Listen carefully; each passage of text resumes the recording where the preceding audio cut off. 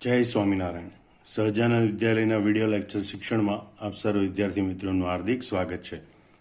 ધોરણ 11 રસાયણ વિજ્ઞાન પ્રકરણ 1 એનું આપણે એક એમસીક્યુ એસાઇનમેન્ટ આપીએ છીએ દર વખતે. એમાં ઘણા વિદ્યાર્થીઓને કેટલાય બધા એમસીક્યુમાં પ્રોબ્લેમ હોય છે. એ પૈકી જે એમસીક્યુમાં પ્રોબ્લેમ હોય, હોશિયાર કે નબળા કોઈ પણ વિદ્યાર્થીઓને, તો એ એમસીક્યુનું આજે એક નાનકડું સોલ્યુશન માટેનો વિડીયો લેક્ચર બનાવ્યો છે. તેમાંનો એમસીક્યુ નંબર 9 હતો. એ હતું કે સીએફસીનું પૂરું નામ લખો. એટલે મોટાભાગનાને આવડે ક્લોરોફ્લોરોકાર્બન, પણ આ ક્લોરોફ્લોરોકાર્બન એ શું હોય છે? તો હકીકતમાં કાર્બન સાથે હાઇડ્રોકાર્બન સંયોજનોમાં 4 સહસંયોજકતાથી હાઇડ્રોજન જોડાયેલા હોય. આપણે જાણીએ છીએ કે ભાઈ મિથેનનું અણુસૂત્ર CH4 હોય, ઇથેનનું અણુસૂત્ર C2H6 હોય. હવે એ પૈકી અહીંયા હાઇડ્રોજન જોડાવાને બદલે જો chlorine, fluorine, chlorine, fluorine, fluorine, chlorine એવી રીતે માત્ર કાર્બન સાથે ક્લોરીન અને ફ્લોરીન જેવા હેલોજન જ જોડાયેલા હોય, તો એવા સંયોજનોને ક્લોરોફ્લોરોકાર્બન કહેવાય. કારણ કે ક્લોરીન માટે ક્લોરો, ફ્લોરીન માટે ફ્લોરો અને આ કાર્બન, અને ટૂંકમાં એને CFC તરીકે ઓળખવામાં આવે છે. ખાસ કરીને આ સંયોજનો રેફ્રિજરન્ટમાં વપરાય, એટલે કે એર કન્ડિશનર, રેફ્રિજરેટર હોય એમાં શીતક તરીકે વપરાય, ઠંડક ઉત્પન્ન કરવા માટે. કારણ કે આ વાયુઓ સ્વરૂપે હોય અને ખૂબ જ પ્રસરણશીલ હોય છે, અને માટે એનો ઉપયોગ શીતક તરીકે થાય છે. પણ એ પર્યાવરણ માટે ખૂબ ગંભીર રીતે નુકસાનકર્તા તરીકે વર્તે છે. એ વાતાવરણમાં રહેલા ઓઝોનનું સ્તર છે એને તોડી નાખે છે, અને ઓઝોનનું સ્તર તૂટે તો પારજાંબલી કિરણો છે સૂર્યના, એ આપણને સજીવ સૃષ્ટિને નુકસાન કરી શકે એમ છે. તો હાલમાં CFCના બદલે રેફ્રિજરેટરમાં વપરાતો તેમજ પર્યાવરણને ઓછું નુકસાન કરતા હોય એવો પદાર્થ કયો છે? HFC 134A 112 ટેટ્રાફ્લોરોઇથેન. 112 ટેટ્રાફ્લોરોઇથેન. અને એને બીજું નામ HFC 134A કહેવાય. ત્રીજા વિકલ્પમાં એ જ રીતે છે, પણ અહીંયા HCF લખેલું છે, બરાબર? એટલે આપણે આને કહ્યું HFC. હવે 112 ટેટ્રાફ્લોરોઇથેન એટલે ઇથેન જ હોય, પણ એમાં પહેલા કાર્બન ઉપર બધા ફ્લોરિન હોય,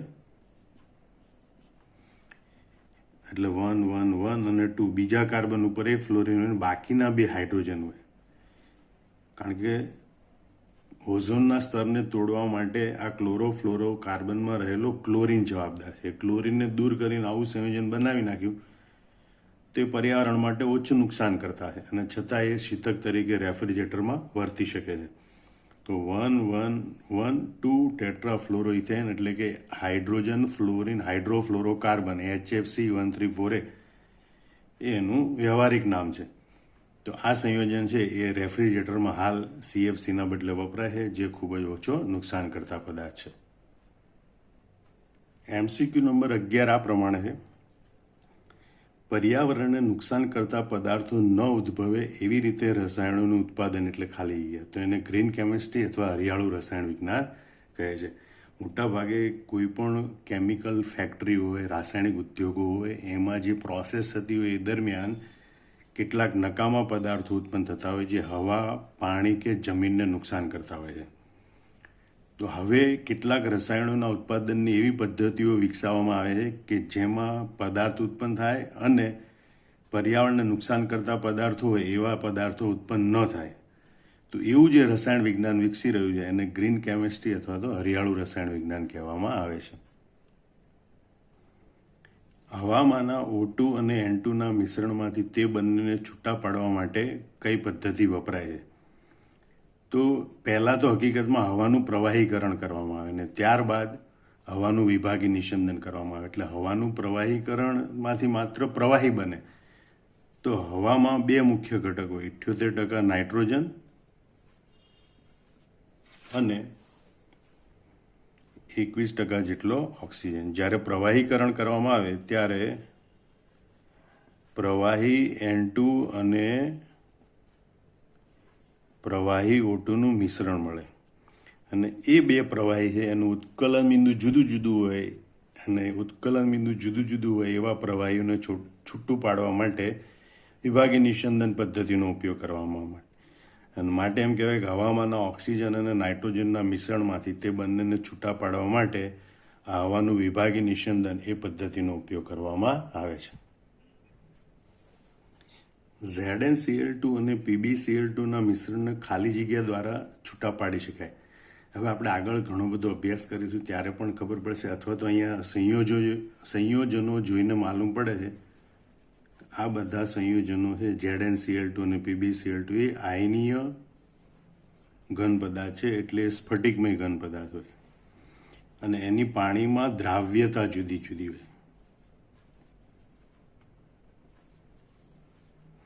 હવે દ્રાવ્યતા જુદી જુદી હોય એવા ઘટકોને જુદા પાડવા માટે સ્ફટિકીકરણ પદ્ધતિનો ઉપયોગ થાય છે. આ પદ્ધતિમાં પદાર્થને ઓગાળીને ખૂબ સાંદ્ર દ્રાવણ બનાવવામાં આવે, એને ગરમ કરવામાં આવે, શક્ય એટલા બંને પદાર્થને ઓગાળવામાં આવે અને પછી એને આપમેળે ઠંડુ પડવા દેવામાં આવે અમુક તાપમાને.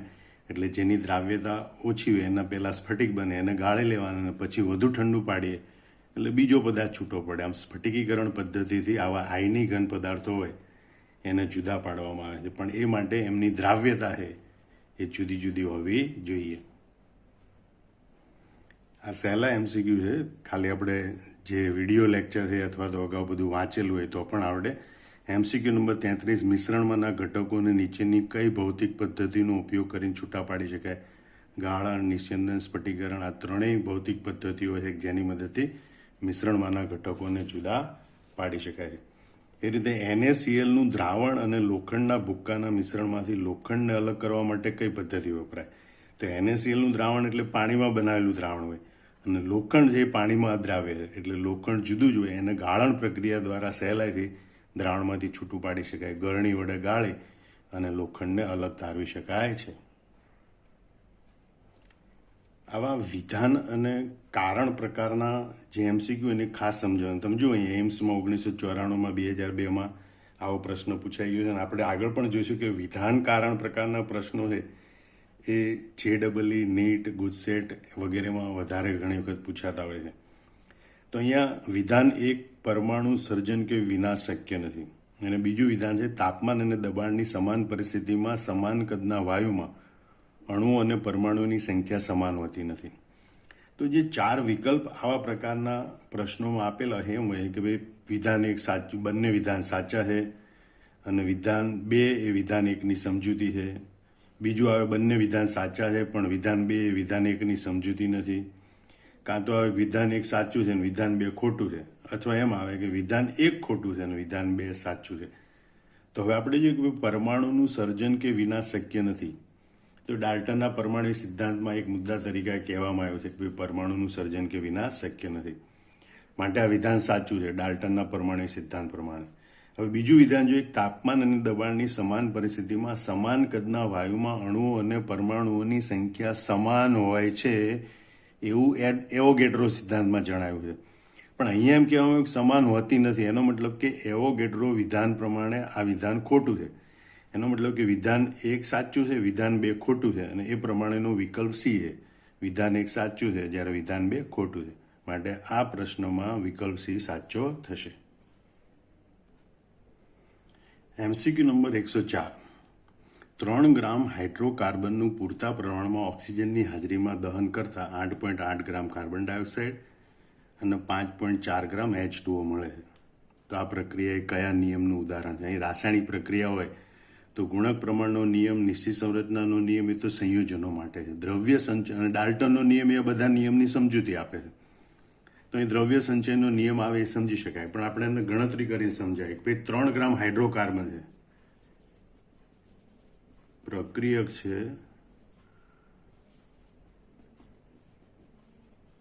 હાઇડ્રોકાર્બન, એમાં હાઇડ્રોજન હોય અને કાર્બન હોય અને એનું વજન 3 ગ્રામ છે. એટલે કે પ્રક્રિયકો છે એમાં હાઇડ્રોજન અને કાર્બનનું કુલ દળ 3 ગ્રામ છે. હવે જે નિપજ તરીકે મળે છે એમાં કાર્બન ડાયોક્સાઇડ 8.8 ગ્રામ છે. તો કાર્બન ડાયોક્સાઇડનું અણુસૂત્ર CO2 છે એ પ્રમાણે એનું અણુભાર, આપણે અણુભાર ગણતા શીખી ગયા એ પ્રમાણે એનો અણુભાર આવે 44 ગ્રામ પ્રતિ મોલ. એમાં કાર્બનનો 1 પરમાણુ છે એટલે કાર્બનનું દળ 12 ગ્રામ હોય. તો 44 ગ્રામ કાર્બન ડાયોક્સાઇડમાં 12 ગ્રામ કાર્બન હોય તો અહીંયા આપણને આપેલું 8.8 ગ્રામ કાર્બન ડાયોક્સાઇડ. તો 8.8 ગ્રામ કાર્બન ડાયોક્સાઇડમાં કેટલા ગ્રામ કાર્બન હોય? બરાબર 12 ગુણ્યા 8.8 ભાગ્યા 44. આનું સાદુરૂપ આપો તો જવાબ આવશે 2.4 ગ્રામ. એટલે કે નિપજની અંદર 2.4 ગ્રામ કાર્બન છે. તેમજ પાણીના સંદર્ભમાં વિચારીએ તો H2O અને એમાં 2 હાઇડ્રોજન હોય. પાણીનું આણ્વિક દળ છે 18 ગ્રામ પ્રતિ મોલ અને એમાં રહેલો હાઇડ્રોજનનું દળ 2 ગુણ્યા 1 બરાબર 2 ગ્રામ. એટલે કે 18 ગ્રામ પાણીમાં 2 ગ્રામ હાઇડ્રોજન હોય. તો માટે આપણને 5.4 ગ્રામ પાણી મળે. તો 5.4 ગ્રામમાં કેટલા ગ્રામ? તો બરાબર 5.4 ગુણ્યા 2 ભાગ્યા 18 ઇઝ ઇક્વલ ટુ આનો જવાબ આવે 0.6 ગ્રામ. હવે તમે જુઓ કાર્બન વત્તા હાઇડ્રોજન નિપજમાં 2.4 વત્તા 0.6 બરાબર 3.0 ગ્રામ. આમ નિપજમાં કાર્બન હાઇડ્રોજનનું જેટલું દળ છે નિપજમાં એટલું જ પ્રક્રિયકમાં છે. અને આમ કહી શકીએ કે ભાઈ રાસાયણિક પ્રક્રિયા દરમિયાન દળનો સંચય થાય એટલે કે દળ નાશ પામતું નથી કે દળ ઉત્પન્ન થતું નથી, અચળ જળવાઈ રહે છે. આમ આ જે વિધાન દર્શાવેલું છે વિધાન દ્રવ્ય સંચયનો નિયમ એટલે કે દળ સંચયનો નિયમ દર્શાવે છે. MCQ નંબર 106 જોઈએ. ફરીથી વિધાન કારણ પ્રકારનો MCQ આવ્યો. વિધાન એક રજૂ કર્યું છે. કેન્દ્રીય પ્રક્રિયાઓ અને સમસ્થાનિકોના શોધના સંદર્ભમાં ડાલ્ટનના નિયમનું મહત્વ રહેતું નથી. અને બીજું, ડાલ્ટનની અભિધારણા પ્રમાણે પરમાણુ અવિભાજ્ય છે તે ખોટી ઠરેલ છે. કારણ કે પરમાણુમાં પ્રોટોન, ન્યુટ્રોન, ઇલેક્ટ્રોન જેવા મૂળભૂત કણો હોય. એટલે કે પરમાણુ પ્રોટોન, ન્યુટ્રોન જેવા મૂળભૂત કણોનો બનેલો. તો આપણે પ્રકરણ 1માં ડાલ્ટનના પરમાણિક સિદ્ધાંતની અભિધારણાઓ ભણ્યા, પણ આ પ્રકરણ 2ના સંદર્ભમાં છે કે એમાં ડાલ્ટનના પરમાણિક સિદ્ધાંતની મર્યાદાએ ડાલ્ટન એમ કીધું હતું પરમાણુ અવિભાજ્ય છે, પણ પછીથી સાબિત થયું કે ભાઈ પરમાણુ અવિભાજ્ય નથી, એના પણ ભાગ પડે ને એના ભાગ પડે તો એમાંથી પ્રોટોન, ન્યુટ્રોન, ઇલેક્ટ્રોન જેવા કણો પણ ઉત્પન્ન થાય છે. આમ ડાલ્ટનની અભિધારણા એ ખોટી પડી કારણ કે પરમાણુમાં પ્રોટોન, ન્યુટ્રોન, ઇલેક્ટ્રોન જેવા મૂળભૂત કણોની શોધ થઈ અને એ પ્રોટોન, ન્યુટ્રોન, ઇલેક્ટ્રોનની શોધ થઈ એના સંદર્ભમાં કેન્દ્રીય પ્રક્રિયાઓ અને સમસ્થાનિકોની શોધ થઈ. આમ આ બંને વિધાન સાચા છે. કેન્દ્રીય પ્રક્રિયાઓ અને સમસ્થાનિકોની શોધ થઈ એટલે ડાલ્ટનના નિયમનું કોઈ મહત્વ રહેતું નથી, કારણ કે ડાલ્ટન એમ કીધું હતું પરમાણુ અવિભાજ્ય છે, જ્યારે હકીકતમાં પરમાણુનું વિભાજન થઈ શકે એવું પાછળથી સંશોધન થયું. અને એટલા માટે કે ભાઈ પરમાણુમાં પ્રોટોન, ન્યુટ્રોન, ઇલેક્ટ્રોન જેવા મૂળભૂત કણોનો બનેલો છે એવું સંશોધન થયું. માટે બંને વિધાન સાચા છે. અને બીજું વિધાન છે આ પહેલા વિધાનને સારી રીતે સમજાવી શકે છે. એટલે વિધાન 1 અને વિધાન 2 બંને સાચા છે અને વિધાન 2 એ વિધાન 1ની સમજૂતી આપે છે અને માટે અહીંયા વિકલ્પ બી એ સાચો બને છે. કયો સિદ્ધાંત નિશ્ચિત સંરચનાના નિયમની સમજૂતી આપે છે? તો ડાલ્ટનનો પરમાણિક સિદ્ધાંત છે ખાલી નિશ્ચિત સંરચનાનો નહીં, દળ સંચયનો નિયમ, ગુણક પ્રમાણનો નિયમ અને સંયોજિત ભારનો નિયમ બધાની સમજૂતી આપે છે. કારણ કે ડાલ્ટને પરમાણુ સિદ્ધાંતની જે અભિધારણાઓ રજૂ કરી એના આધારે રાસાયણિક સંયોગીકરણના બધા નિયમો સમજાવી શકાય છે. MCQ નંબર 109 જોઈએ. અલગ અલગ પદ્ધતિઓ દ્વારા મેળવાયેલા ક્યુપ્રિક ઓક્સાઇડના નમૂનાઓમાં દરેક વખતે કોપર અને ઓક્સિજનનું દળ પ્રમાણ સમાન માલુમ પડ્યું. તો આ ઉદાહરણ કયા નિયમનું સૂચન કરે છે? કોઈ સંયોજન એકનું એક હોય, જુદી જુદી અનેક રીતે મેળવવામાં આવે કે કોઈ પણ સ્ત્રોતમાંથી શુદ્ધ સ્વરૂપે મેળવવામાં આવે, પણ એમાં રહેલા ઘટક તત્વોનું જો દળ પ્રમાણ સરખું રહેતું હોય તો એને આપણે નિશ્ચિત સંરચનાનો નિયમ અથવા તો નિશ્ચિત પ્રમાણનો નિયમ કહે. નિશ્ચિત સંરચનાના નિયમનું વિધાન એ જ છે કે કોઈ પણ સંયોજન છે એ ગમે તે સ્ત્રોતમાંથી શુદ્ધ સ્વરૂપે મેળવવામાં આવે અથવા તો કોઈ પણ પદ્ધતિથી એને સંશ્લેષિત કરવામાં આવે. એમાં રહેલા ઘટક તત્વો હોય એનું દળ પ્રમાણ નિશ્ચિત જ રહે છે. એટલે કે એના ઘટકોની સંરચના નિશ્ચિત રહે છે, માટે એને નિશ્ચિત સંરચનાનો નિયમ કહેવાય. આમ આ વિધાન છે એ નિશ્ચિત સંરચનાનો નિયમ દર્શાવે છે. MCQ number 110. વાયુના 2 નમૂના પૈકી એક નમૂનો 1.2 ગ્રામ કાર્બન અને 3.2 ગ્રામ ઓક્સિજન ધરાવે છે અને બીજો નમૂનો 27.3% કાર્બન અને 72.7% ઓક્સિજન ધરાવે છે.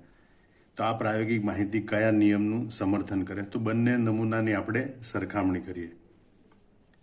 તો પહેલા પ્રથમ નમૂનો જોઈશું અને પછી બીજો નમૂનો. તો બીજા નમૂનામાં તો 10% પ્રમાણ આપી દીધેલું છે કાર્બન અને ઓક્સિજનનું. બીજા નમૂનામાં 27.3% કાર્બન છે અને 72.7% ઓક્સિજન છે. પ્રથમ નમૂનામાં કાર્બન 1.2 ગ્રામ અને ઓક્સિજન 3.2 ગ્રામ છે.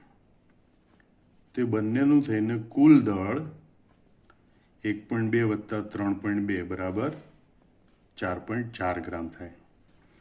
હવે એમાં આપણે કાર્બનના ટકા ગણીએ તો કે ભાઈ 4.4 ગ્રામ સંયોજન હોય એમાં 1.2 ગ્રામ કાર્બન તો 100 કેટલા એટલે 1.2 ગુણ્યા 100 ભાગ્યા 4.4 અને તો કાર્બનનું પ્રમાણ આવે છે 27.27% એટલે કે 27.3%. એ જ રીતે આપણે ઓક્સિજન માટે ગણીએ કે ભાઈ સંયોજન છે એ 4.4 ગ્રામ દળ ધરાવતું હોય ત્યારે એમાં ઓક્સિજનનું પ્રમાણ 3.2 ગ્રામ તો 100 કેટલું બરાબર 3.2 ગુણ્યા 100 ભાગ્યા 4.4. આનું સાદુરૂપ આપીએ તો 72.7% માલુમ પડે. આમ તમે જોઈ શકો કે પહેલા નમૂનામાં કાર્બન 27.3% તો બીજા નમૂનામાં પણ 27.3%.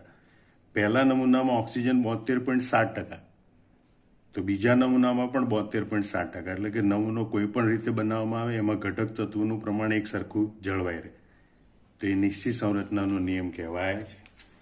આમ તમે યાદ રાખજો કે જ્યારે પણ કોઈ દાખલો કે એક્ઝામ્પલ કે એમસીક્યુ આપેલો હોય ત્યારે જો એક જ સંયોજન હોય પણ એના જુદા જુદા મેળવેલા નમૂના હોય અને એમાં ઘટક તત્વોના પ્રમાણની વાત થતી હોય તો એ નિશ્ચિત પ્રમાણનો નિયમ અથવા તો નિશ્ચિત સંરચનાનો નિયમ કહેવાય. જો બે તત્વના જુદા જુદા સંયોજનો, જો અહીંયા એક જ સંયોજનની વાત છે એના બદલે અહીં બે તત્વોના જુદા જુદા સંયોજનો અને એમાં ઘટક તત્વોની પ્રમાણની વાત થાય, એક તત્વ સાથે જોડાતા બીજા તત્વોના પ્રમાણની વાત થતી હોય તો એ સરળ ગુણક પ્રમાણનો નિયમ હોય છે. યાદ રાખજો, બે જ તત્વો અને વિવિધ સંયોજનો. જો ત્રણ તત્વો અને એ ત્રણ તત્વોના સંયોજનોની વાત થતી હોય તો એ સંયોજિત ભારનો નિયમ દર્શાવે છે. અને પ્રક્રિયકોમાં ઘટકોનું પ્રમાણ અને નિપજોમાં ઘટકોનું પ્રમાણ એવી વાત થતી હોય તો એ દળ સંચયનો નિયમ દર્શાવે. એટલે ઘણી વખત આવી ગણતરી કર્યા વગર ડાયરેક્ટ રકમ જોઈને પણ એ કયા પ્રકારનો નિયમ દર્શાવે છે એવું આપણે સમજી શકીએ છીએ. તો અહીંયા આ પ્રશ્નમાં જો કે બે નમૂનાની વાત હતી પણ સંયોજન એકનું એક જ હતું. એક જ સંયોજનના બે જુદા જુદા નમૂના, પહેલો નમૂનામાં પ્રમાણ આટલું, બીજા નમૂનામાં પ્રમાણ આટલું, તો ગણતરી કર્યા વગર પણ માલુમ પડે કે આ નિશ્ચિત સંરચનાનો નિયમ દર્શાવે છે.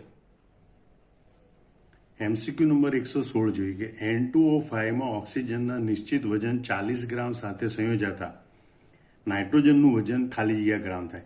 એક જ સંયોજન હોય તેમાં ઘટક તત્વોનું પ્રમાણ નિશ્ચિત હોય. હવે આપણે નાઇટ્રોજન અને ઓક્સિજનનું પ્રમાણ જોઈએ. 2 ગુણ્યા નાઇટ્રોજન 5 ગુણ્યા ઓક્સિજનનું પરમાણુ દળ.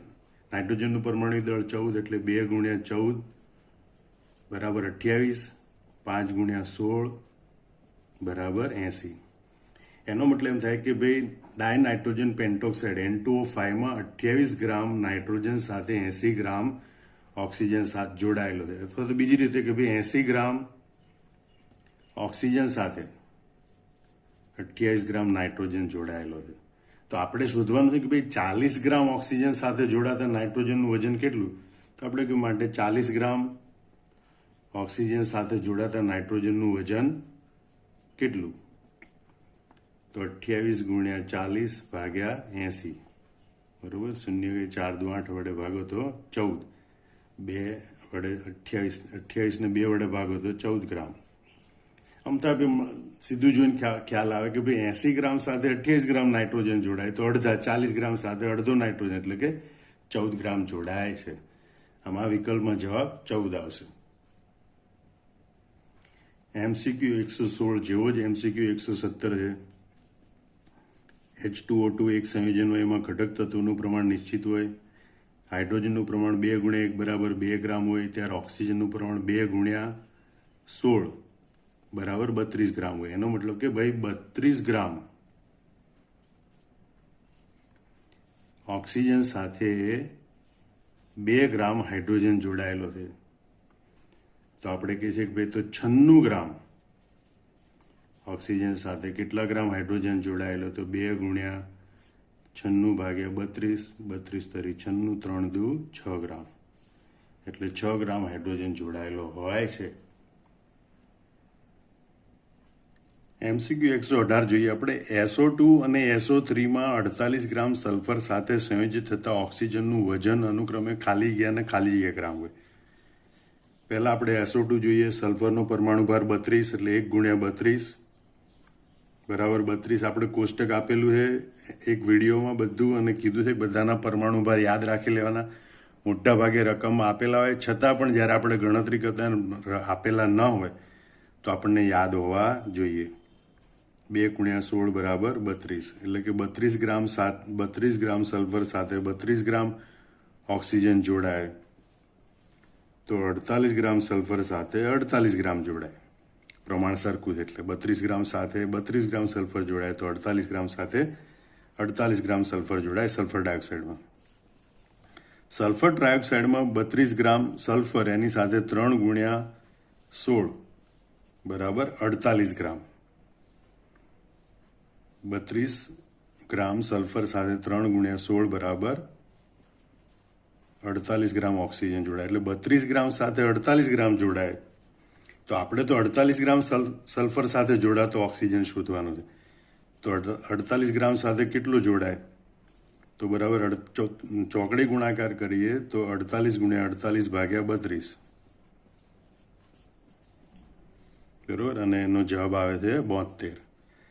આમ 48 ગ્રામ સલ્ફર સાથે જોડાતા ઓક્સિજનનું પ્રમાણ સલ્ફર ડાયોક્સાઇડમાં 48 ગ્રામ અને સલ્ફર ટ્રાયોક્સાઇડમાં 72 ગ્રામ હોય છે.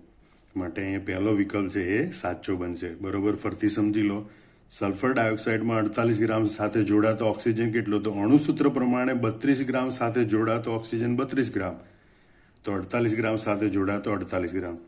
સલ્ફર ટ્રાયોક્સાઇડમાં 48 ગ્રામ સાથે જોડાતો ઓક્સિજન કેટલો? તો અહીંયા સૂત્ર પ્રમાણે 32 ગ્રામ સાથે જોડાતો ઓક્સિજન 48 ગ્રામ, તો 48 ગ્રામ સલ્ફર સાથે જોડાતો ઓક્સિજન કેટલો? તો એ ગણતરી કરીએ તો 72 ગ્રામ આવે.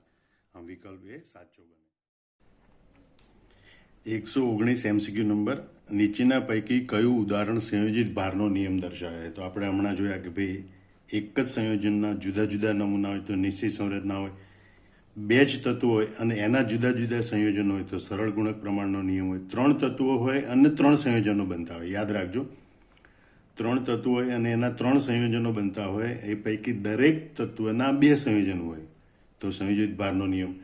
પ્રક્રિયકોનું કુલ દળ અને નિપજોના કુલ દળ એની વાત હોય તો એ દળ સંચયનો નિયમ દર્શાવે. અહીં આપણે પહેલું જોઈએ તો nitrogen oxygen, nitrogen oxygen, nitrogen oxygen, આમ 2 તત્વોના જુદા જુદા સંયોજનો છે. માટે પહેલો વિકલ્પ છે એ સરળ ગુણક પ્રમાણ દર્શાવે. બીજો વિકલ્પ જોઈએ તો સોડિયમ સોડિયમ સોડિયમ પણ ક્લોરિન બ્રોમિન આયોડિન, એમ ટોટલ 4 તત્વો થઈ ગયા. મતલબ આ પૈકીનો એક પણ નિયમ એ દર્શાવતો નથી. ત્રીજામાં હાઇડ્રોજન ઓક્સિજન સલ્ફર 3 તત્વો છે, 3 તત્વો છે, અને બીજું કોઈ પણ તત્વના 2 સંયોજનો, હાઇડ્રોજનના 2 સંયોજનો, સલ્ફરના 2 સંયોજનો, ઓક્સિજનના 2 સંયોજનો. માટે વિકલ્પ સી એ સંયોજિત ભારનો નિયમ દર્શાવે. જ્યારે વિકલ્પ ડીમાં ફોસ્ફરસ ઓક્સિજન હાઇડ્રોજન એમ 3 તત્વો છે, પણ દરેક તત્વ છે એ 2 સંયોજન દર્શાવતું નથી. ફોસ્ફરસ એ 3 સંયોજન દર્શાવે, જ્યારે હાઇડ્રોજન એક જ સંયોજન દર્શાવે. માટે એક પણ આ પ્રકારનો નિયમ આ વિધાન દર્શાવતું નથી. માટે MCQ 119 માટે H2O, H2S અને SO2 એ આ સંયોજિત ભારનો નિયમ સૂચવે છે. એ જ રીતે આપણે MCQ 120 જોઈએ. કયું ઉદાહરણ સરળ ગુણક પ્રમાણનો નિયમ દર્શાવે છે? તો અહીં તમે જુઓ, નાઇટ્રોજન, હાઇડ્રોજન, ક્લોરિન 3 તત્વો છે, 3 તત્વો છે અને 3 સંયોજનો છે. માટે આમાંથી એક પણ નિયમ એ દર્શાવતું નથી.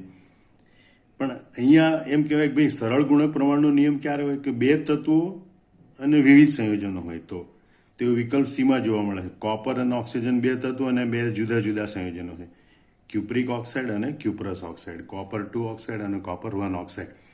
તો આ રીતે વિકલ્પ સી છે એ આપણને આ સરળ ગુણક પ્રમાણનો નિયમ દર્શાવે છે કે 2 તત્વોના વિવિધ સંયોજનોની વાત હોય તો એ આપણને સરળ ગુણક પ્રમાણનો નિયમ દર્શાવે છે. 12 ગ્રામ કાર્બન એ 64 ગ્રામ સલ્ફર સાથે સંયોજાઈ CS2 બનાવે. 12 ગ્રામ કાર્બન એ 32 ગ્રામ ઓક્સિજન સાથે સંયોજાઈ CO2 બનાવે. અને 10 ગ્રામ સલ્ફર એ 10 ગ્રામ ઓક્સિજન સાથે જોડાઈ SO2 બનાવે. તો આ ઉદાહરણ કયા નિયમનું પાલન કરે છે? તો અહીં જો 3 તત્વો છે, કાર્બન, સલ્ફર, ઓક્સિજન. એમાં કાર્બનના 2 સંયોજનો છે, કાર્બન ડાયસલ્ફાઇડ, કાર્બન ડાયોક્સાઇડ. ઓક્સિજનના 2 સંયોજનો CO2 અને SO2. અને સલ્ફરના 2 સંયોજનો, કાર્બન ડાયસલ્ફાઇડ અને SO2. આમ 3 સંયોજનો અને 3 તત્વો હોય, એ પૈકી દરેક તત્વના 2 સંયોજનો હોય તે સંયોજિત ભારનો નિયમ દર્શાવે છે. છતાં ગણતરી કરવી હોય તો આના આધારે આપણે વિગતવાર જોઈએ. અહીં જુઓ કે ભાઈ 12 ગ્રામ કાર્બન સાથે 64 ગ્રામ સલ્ફર જોડાઈને કાર્બન ડાયસલ્ફાઇડ બને. અને 12 ગ્રામ કાર્બન એ 32 ગ્રામ ઓક્સિજન સાથે જોડાઈને કાર્બન ડાયોક્સાઇડ બનાવે. એનો મતલબ એમ થાય કે ભાઈ 12 ગ્રામ કાર્બન સાથે જોડાતા સલ્ફર અને ઓક્સિજનનું પ્રમાણ 64:32 એટલે કે 2:1 છે. એટલે કે કાર્બન સમાન દળના કાર્બન સાથે જોડાતા સલ્ફર અને ઓક્સિજનનો દળ ગુણોત્તર 2:1 છે. એને બદલે સલ્ફર અને ઓક્સિજન સીધા જ જોડાય તો તેમનું પ્રમાણ 10:10 એટલે કે 1:1 છે. આમ સલ્ફર અને ઓક્સિજનનો સમાન દળના કાર્બન સાથે જોડાવાનો ગુણોત્તર 2:1 અને સલ્ફર અને ઓક્સિજન એકબીજા સાથે સીધા જ જોડાય તો એનો ગુણોત્તર 1:1. અને આ બંને ગુણોત્તરનો ગુણોત્તર એટલે કે 2:1:1:1 બરાબર 2:1. આ એક સાદો પૂર્ણાંક ગુણોત્તર મળે છે. અને જ્યારે આવું હોય ત્યારે સંયોજિત ભારનો નિયમ દર્શાવે. યાદ રાખજો, સંયોજિત ભારનો નિયમ સાબિત કરવો હોય ત્યારે 2 તત્વો ત્રીજા તત્વના સમાન દળ સાથે પ્રક્રિયા કરે એનો ગુણોત્તર અને એ 2 તત્વો સીધા જોડાય એ ગુણોત્તર. એ બંને ગુણોત્તરનો ગુણોત્તર જો સાદો પૂર્ણાંક ગુણોત્તર હોય તો એ ઘટના છે આ સંયોજિત ભારનો નિયમ દર્શાવે છે. આમાં ગણતરી ઉપરથી પણ આપણે સાબિત કરી શકીએ કે આ વિકલ્પ 121માં જે વિધાન દર્શાવેલું છે આખું એ સંયોજિત ભારનો નિયમ દર્શાવે છે.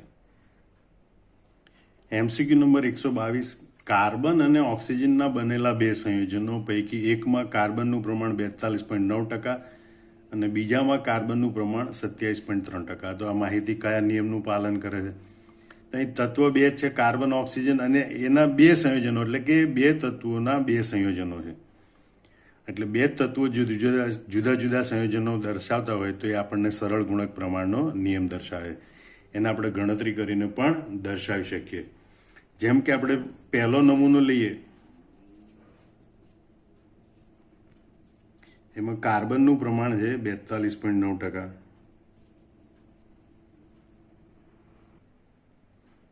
માટે ઓક્સિજનનું પ્રમાણ કેટલું હોય તો 2 તત્વો છે એટલે 100 - 42.9% એટલે કે 57.1%. એટલે પહેલા નમૂનામાં કાર્બનનું પ્રમાણ 42.9% હોય તો ઓક્સિજનનું પ્રમાણ 27.1% હોય. એ જ સંયોજનનો બીજો નમૂનો છે કે જેમાં કાર્બનનું પ્રમાણ 27.3% છે. એટલે ઓક્સિજનનું પ્રમાણ કેટલું થાય? 100 - 27.3% એટલે કે 72.7%. હવે આપણે નમૂના 2માં જે કાર્બનનું પ્રમાણ છે એને નમૂના 1 પ્રમાણે લઈ જવાનું. એટલે કે ભાઈ 27.3 ગ્રામ હોય ત્યારે 72.7 ગ્રામ ઓક્સિજન જોડાય, તો 42.9 ગ્રામ હોય અને આપણે ગ્રામ ઉપર લઈ જઈએ તો 9 ગ્રામ હોય ત્યારે કેટલા ગ્રામ જોડાય? તો બરાબર 72.7 ગુણ્યા 42.9 ભાગ્યા 27.3 અને એનો જવાબ આવે છે 114.2. બરાબર. હવે આમ આપણે જોઈએ તો સમાન દળનો કાર્બન 42.9 ગ્રામ એની સાથે જોડાતા ઓક્સિજનનું પ્રમાણ 57.1:114.2 ઇઝ ઇક્વલ ટુ બંનેને 57.1 વડે ભાગો તો 1:2, જે એક સાદો ગુણોત્તર છે જે આપણને સરળ ગુણક પ્રમાણનો નિયમ દર્શાવે છે.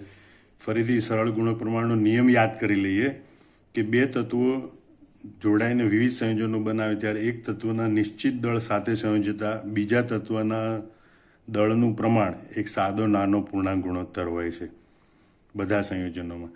આમ કાર્બનના નિશ્ચિત દળ સાથે જોડાતા આ બંને સંયોજનોમાં ઓક્સિજનનું દળ પ્રમાણ 1:2 છે, જે એક સાદો ગુણોત્તર છે અને માટે આ ઘટના સરળ ગુણક પ્રમાણનો નિયમ દર્શાવે છે. MCQ 124 કે ભાઈ રાસાયણિક સંયોગીકરણના નિયમો કયા વૈજ્ઞાનિકે રજૂ કર્યા? એ રજૂ કર્યા એ શબ્દ ખોટો છે, પણ એને બદલે કયા વૈજ્ઞાનિકે સમજાવ્યા? તો ડાલ્ટન નામના વૈજ્ઞાનિકે ડાલ્ટનના પરમાણુ સિદ્ધાંતના આધારે રાસાયણિક સંયોગીકરણના બધા નિયમોની વિગતવાર સમજૂતી આપી હતી. રાસાયણિક સંયોગીકરણનો સરળ ગુણક પ્રમાણનો નિયમ ડાલ્ટને રજૂ કર્યો હતો, બરોબર, પણ બધા નિયમોની સમજૂતી ડાલ્ટને પોતાના પરમાણુ સિદ્ધાંતના આધારે આપી હતી. તત્વ એનો એક ભાગ એ તત્વ બીના 2 ભાગ સાથે જોડાય ત્યારે તત્વ બીનો 4 ભાગ એ તત્વ સીના 6 ભાગ સાથે જોડાય અને તત્વ એ અને તત્વ સીનું યોગ્ય પ્રમાણ એકબીજા સાથે જોડાતું હોય તો ઉદાહરણ કયા નિયમને અનુસરે છે?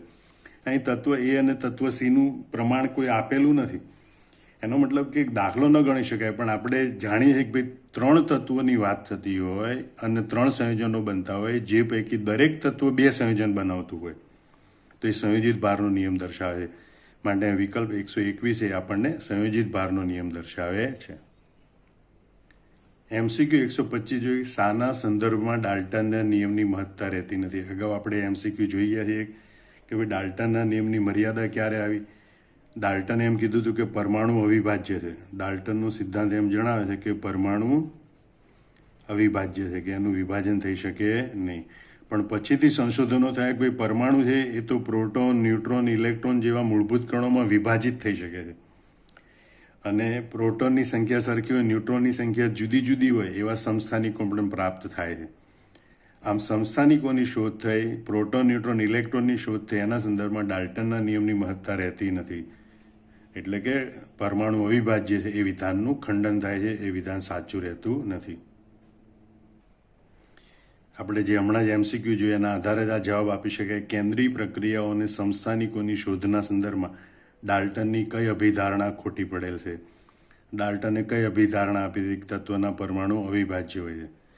આ ધારણા ડાલ્ટનની છે ખોટી પડેલ છે. MCQ 127 વિધાન કારણ પ્રકારનો પ્રશ્ન છે. એમ્સમાં 1995માં પૂછાઈ ગયેલો પ્રશ્ન છે. પહેલું આપણે વિધાન જોઈએ. નદી, કૂવા, સરોવર, દરિયા વગેરેમાંથી મળતા પાણીમાં હાઇડ્રોજન અને ઓક્સિજનના દળનો ગુણોત્તર 1:8 હોય છે. એનો મતલબ કે હાઇડ્રોજન અને ઓક્સિજનનું બનતું સંયોજન પાણી કોઈ પણ સ્ત્રોતમાંથી મેળવવામાં આવે એમાં રહેલા ઘટક તત્વોના દળનો ગુણોત્તર નિશ્ચિત હોય છે. મતલબ એ નિશ્ચિત પ્રમાણનો નિયમ દર્શાવે. ઈસવીસન 1799માં જોસેફ પ્રાઉસ નામના વૈજ્ઞાનિકે સાબિત કર્યું કે કોઈ પણ સંયોજનમાં રહેલા તત્વોનું દળ પ્રમાણ નિશ્ચિત હોય છે. આમ આ નિયમની મદદથી આ ઘટના સમજાવી શકાય. મતલબ અહીંયા વિધાન 1 અને વિધાન 2 બંને સાચા છે અને વિધાન 2 છે એ વિધાન 1ની સમજૂતી આપે છે. વિધાન 1 અને વિધાન 2 બંને સાચા છે અને વિધાન 2 એ વિધાન 1ની સમજૂતી છે. માટે અહીંયા વિકલ્પ એ છે એ સાચો બનશે. નીચેના વિધાનો માટે યોગ્ય વિકલ્પ પસંદ કરવો. વિધાન 1 નાઇટ્રોજનનો અણુભાર 14 છે. વિધાન 2 નાઇટ્રોજનનો પરમાણુ ભાર 14 છે. હવે અહીંયા અણુભાર ને પરમાણુ ભાર સમજી લેજો. નાઇટ્રોજન તત્વની વાત કરીએ ત્યારે એનું જે દળ આવે એને આપણે પરમાણુ ભાર કહીએ અને એટલે નાઇટ્રોજનનો પરમાણુ ભાર 14 હોય છે. પરમાણુ દળ તરીકે લો તો 14 લખાય, ગ્રામ પરમાણુ દળ લખે તો 14 ગ્રામ લખાય. પણ કુદરતમાં નાઇટ્રોજન છે એ આણ્વીય સ્વરૂપે મળે છે, એટલે કે ડાયનાઇટ્રોજન N2 અણુ સ્વરૂપે મળે છે અને એટલે ત્યારે નાઇટ્રોજન વાયુ સ્વરૂપે હોય અથવા N2 અણુ સ્વરૂપે હોય ત્યારે એનું આણ્વી દળ 2 ગુણ્યા નાઇટ્રોજનના પરમાણુ દળ એટલે કે 2 ગુણ્યા 14 બરાબર 28 હોય છે. આમ તમે જુઓ નાઇટ્રોજનનો અણુભાર એ 14 નહીં પણ 28 હોય છે. મતલબ વિધાન 1 ખોટું છે. નાઇટ્રોજનનો પરમાણુ ભાર 14 હોય છે. વિધાન 2 એ સાચું છે. તો વિધાન 1 ખોટું છે, વિધાન 2 એ સાચું છે. માટે અહીંયા વિકલ્પ ડી એ સાચો છે. આમ આપણે અત્યાર સુધીના જેટલા પણ વિદ્યાર્થીઓને MCQમાં જ્યાં પ્રોબ્લેમ હતા એ બધા MCQની સમજૂતી આપી છે. આ બધા એમસીક્યુ તમારે વિડીયોમાં વારંવાર જોઈને ફરીથી સમજી લેવાના. આવા એમસીક્યુ બીજા કોઈ પણ પૂછાય તો એ પણ કેવી રીતે સોલ્વ કરી શકાય એ જોઈ લેવાનું અને ફરીથી આ બધા એમસીક્યુ એક વખત રિવિઝન કરી લેવાના. જય સ્વામિનારાયણ.